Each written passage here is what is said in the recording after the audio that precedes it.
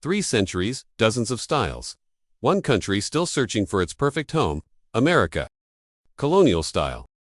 In early America, homes were built with a mission, to bring order to a wild land. Colonial houses, inspired by British design, were simple, yet bold symmetrical facades, brick or wood siding, and steep gabled roofs. The front door was always centered, framed by small paned windows, and often topped with a decorative crown. These homes reflected the mindset of settlers who valued control, discipline, and permanence. Each structure stood as a quiet declaration, "We are here to stay." Georgian style. As the colonies matured, so did their architecture. The Georgian style brought refinement to the rawness of early America. Red brick walls, evenly spaced windows, and ornate doorways spoke of wealth and formality. The symmetry wasn't just aesthetic, it represented social order and status. With high ceilings, formal entry halls, and double-hung sash windows, Georgian homes felt like something borrowed from the aristocracy.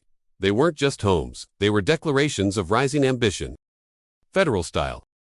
After the Revolution, Americans wanted homes that reflected independence, not empire. The federal style offered grace without arrogance. These houses were lighter, more delicate, featuring fanlights over doors, elliptical windows, and thin columns. Ornamentation was used sparingly, with elegance replacing opulence. The interiors were orderly but not overbearing, inviting but not excessive. Federal homes stood quietly proud, embodying a nation ready to define itself. Greek Revival. In the 1820s, America looked way back to ancient Greece. The Greek Revival style swept across the country like a bold political statement. Tall white columns, pedimented gables, and wide porches made these homes look like miniature temples. They reflected the young nation's admiration for democracy and classical ideals. It wasn't subtle, these homes stood proud, painted white to resemble marble, as if declaring, "We are the new Athens." They brought philosophy to the front porch. Gothic Revival. Where Greek Revival was about order, Gothic Revival embraced the romantic and mysterious, with steeply pitched roofs, pointed arches, and ornate trim known as gingerbread. These homes looked like they belonged in a storybook or a ghost story. Popular in the mid-1800s, they felt spiritual, emotional, even theatrical. Shadows danced in every window, and every detail seemed to whisper a secret. Gothic Revival homes didn't just shelter families, they set a mood that lingered. Victorian style. Victorian style bloomed in the late 1800s, during a time of industrial boom and bold tastes. Homes exploded with ornament turrets, bay windows, wraparound porches, and colorful facades. Every inch felt expressive, asymmetrical, and proud. No two were alike. It wasn't just a home, it was a personality. The Victorian style let homeowners show off their success, their imagination, even their rebellion. Italianate.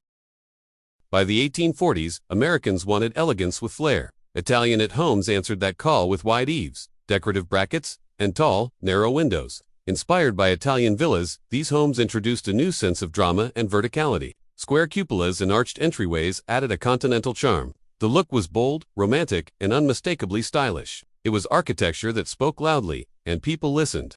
Second Empire. The Second Empire style arrived straight from France, wearing a mansard roof like a crown. Dominant during and after the Civil War, these homes were about grandeur and showmanship. Dormer windows, ornate cornices, and multiple stories made them ideal for urban settings. They looked stately, ambitious, built for families who wanted to be seen. With every elaborate detail, the Second Empire said, "We've arrived." Queen Anne.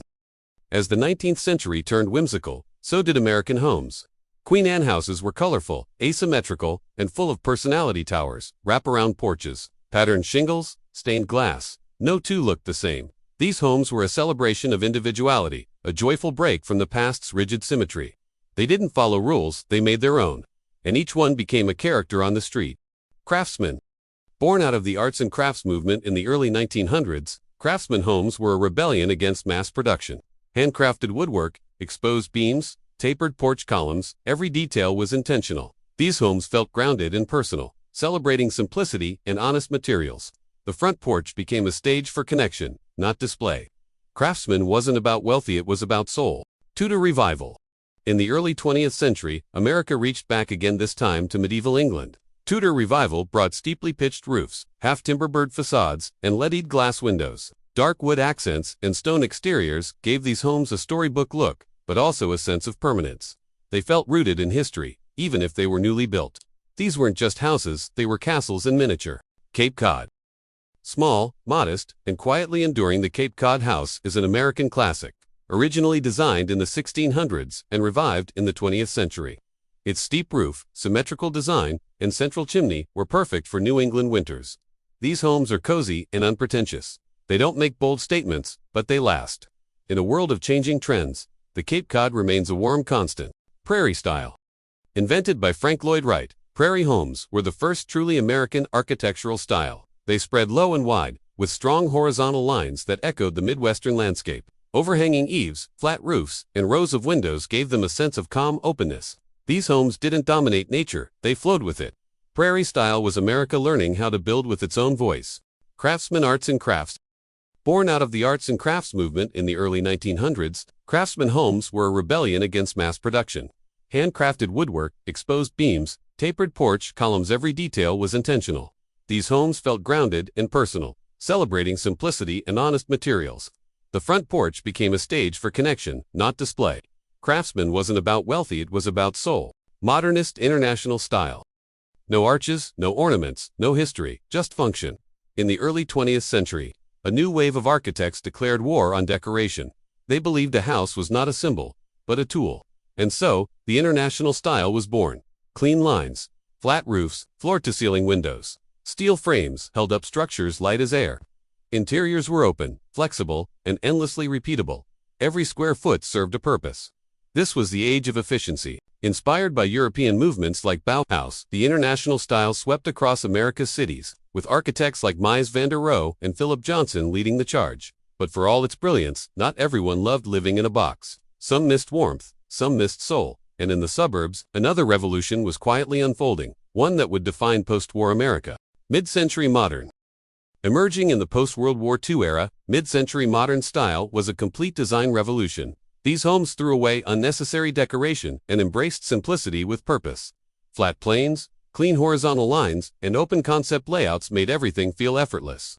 But what truly defined them were the floor-to-ceiling glass walls, blurring the boundary between nature and the living space. Inside, furniture was low-profile, functional, and sleek-a-thon with wooden legs, muted tones, and pops of bold color. Spaces were arranged to promote flow, not formality. Light poured in, and nature felt invited. Mid-century modern wasn't about building houses, it was about designing a better way to live. A philosophy where beauty met function, and nothing was added without meaning. Ranch style. Ranch style exploded in post-war American. It wasn't just a house, it was freedom, spread out across the suburbs.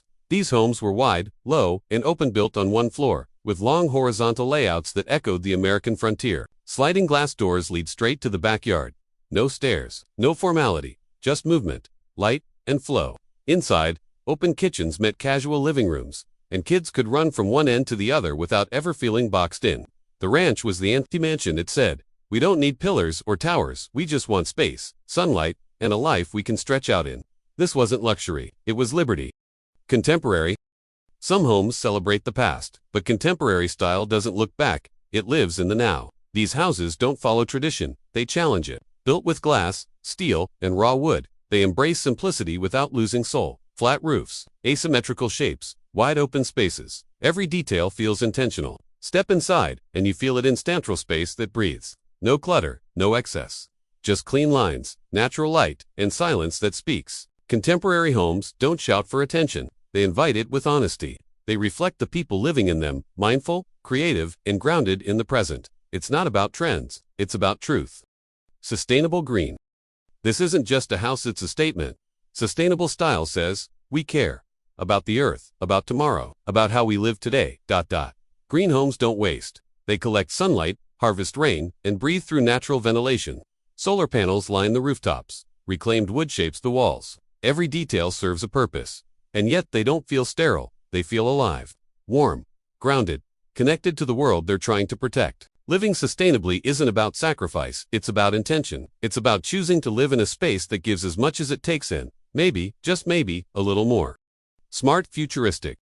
This isn't the future we once imagined. This is the future we built, and now, we live in it. Smart homes are more than walls and roofs. They listen, they learn, they adapt. They turn off lights when you forget. They lock the door when you're already asleep. They speak your language sometimes before you speak it. These homes aren't filled with wires and machines. They're filled with intention, minimal forms, clean energy, silent automation that frees you, not overwhelms you. And perhaps what makes them truly futuristic, is not the technology itself, but the way they give us something rare. Time.com/control. Because the smartest homes don't ask for attention, they give it back to you. From hand-carved porches to voice-controlled walls, American homes have always told the same story of people, progress, and the timeless search for a place to truly belong. Thanks for joining the journey. If you want to learn more about America, don't forget to subscribe and like.